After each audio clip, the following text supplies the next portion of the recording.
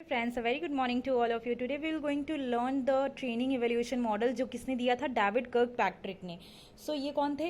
David कर्क Patrick एक professor थे जिन्होंने 1959 में ये एक मॉडल दिया था। इस मॉडल के हेल्प से आप ये जान सकते हो कि लाइक अगर आपने किसी पर्सन को ट्रेनिंग दी है या फिर किसी ग्रुप में ट्रेनिंग दी है तो आप उसको इवैल्यूएट कर सकते हैं कि आपने जो ट्रेनिंग दी है वो कितनी इफेक्टिव है, ठीक है, और उस पर्सन ने क्या सीखा। लाइक फॉर एग्जांपल, जब हम लोग मास्टर्स में रहते हैं तो हमें इंटर्नशिप करनी होती है। ये हम वो नेसेसरी होता है। तो मान लो आप इंटर्नशिप करने किसी ऑर्गेनाइजेशन में गए और वहाँ पे आपको सिखाया जा रहा है, तो आपको कितना समझ में आया है, बच्चों को कितना समझ में आया, ये एनालाइज करने के लिए इन चार मॉडल का हम लोग प्रयोग कर सकते हैं। ये जो चार मॉडल हैं, reaction, learning, behaviour and result, तो डेविड किर्कपैट्रिक ने कि इस मॉडल से ये एक टूल है जिससे पता चल सकता है कि जिसको आपने सिखाया है उसने कितना एफिशिएंटली काम सीखा है। मान लो आप इंटर्नशिप करने गए हो किसी ऑर्गेनाइजेशन में रिटेल सेक्टर में, ठीक है, तो सबसे पहला मॉडल क्या है यहाँ पे? रिएक्शन में कि आप गए हो, आपने रिटेल सेक्टर में आपने कुछ सीखा है। तो when you are training people like in interest, you have to measure how much they learn or contributed. It tells how learner react. अब आपने कुछ सिखाया है, लाइक फॉर एग्जांपल आप पहली बार रिटेल सेक्टर में गए हो ना, आपको वहाँ पे सेल्स करना है, आपने एज अ सेल्समैन आपको काम करना है।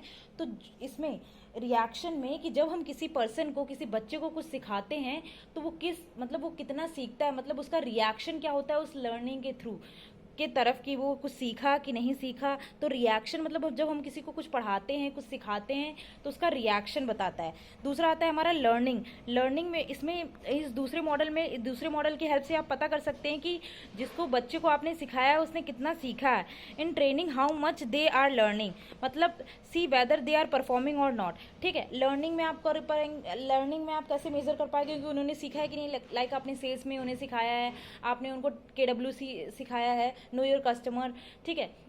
उसके बाद नो योर कस्टमर KYC वगैरह सिखा दिया है और आपने उनको सेल्स वगैरह सिखा दिया है, एंड देन अब उनको परफॉर्म करना है कैश काउंटर पे, वो सब सीख चुके हैं। तो आपको ये भी तो देखना है कि वो परफॉर्म कर पा रहे हैं कि नहीं। अगर वो काम अपना अच्छे से कर पा रहे हैं, आप वो परफॉर्म कर पा रहे हैं, वो किसी और को सिखा पा रहे हैं, तो इसका मतलब उन्होंने वो चीज़ सीखी है, ठीक है। उसके बाद थर्ड आता है बिहेवियर में आप कोई किसी चीज़ को कैसे सीखते हो, कैसे लेते हो। बिहेवियर में capability to perform the learned skill.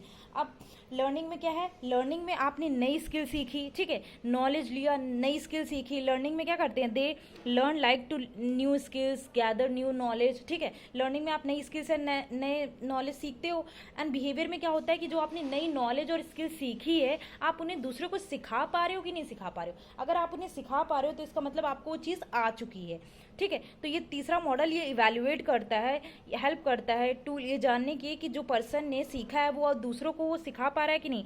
C whether they are performing the new skills when they learn and they can teach to other. अगर उन्होंने अच्छे से सीखा है तो क्या वो दूसरों को सिखा पा रहे हैं, क्योंकि समटाइम हमें चीज़ें सीख लेते हैं पर हम बता नहीं पाते हैं, ठीक है। ट्रेनिंग में भी ऐसा होता है, जब 15-20 स्टूडेंट होते हैं किसी रिटेल सेक्टर में एक साथ काम करने जाते हैं, तो कुछ स्टूडेंट्स ऐसे होते हैं जो कम बोलते हैं, उन्होंने चीज़ें सीखी होती है बट वो अच्छे से एक्सप्लेन नहीं कर पाते हैं, अच्छे से बता नहीं पाते हैं। तो ये टूल हेल्प करता है कि अगर जो आपने कोई चीज़ सीखी है तो क्या आप वो दूसरे को सिखा सकते हैं। रिजल्ट एंड फोर्थ वाला है रिजल्ट। अगर आपने पूरा रिटेल सेक्टर में उनको, अब मान लो एक महीने की ट्रेनिंग थी, ठीक है, उन ट्रेनिंग में उन्होंने सारा परफॉर्म किया है, तो लास्ट में आप क्या करोगे? आप इवेल्युएट करोगे रिजल्ट क्या।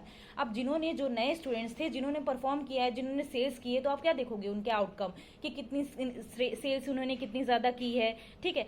कस्टमर सेटिस्फैक्शन हुआ है कि नहीं। ऑफकोर्स वो सेल्स कर रहे हैं तो कस्टमर सेटिस्फैक्शन तो पहला मेन ऑब्जेक्टिव होता है किसी भी रिटेल सेक्टर का, कि सबसे पहले कंज्यूमर को सेटिस्फाई करना है। और कंप्लेन कम आ रही है कि नहीं आ रही है, और मॉनेटरी इंसेंटिव कैसा है, ठीक है, सारा सेल्स वगैरह देख के। तो ये डेविड का किर्कपैट्रिक का ट्रेनिंग इवैल्यूएशन मॉडल है कि अगर आप किसी पर्सन को ट्रेनिंग देते हो, इंटर्नशिप वगैरह कराते हो, तो क्या उस पर्सन को अच्छे से आता है कि नहीं, ये चार मॉडल से आप जान सकते हो।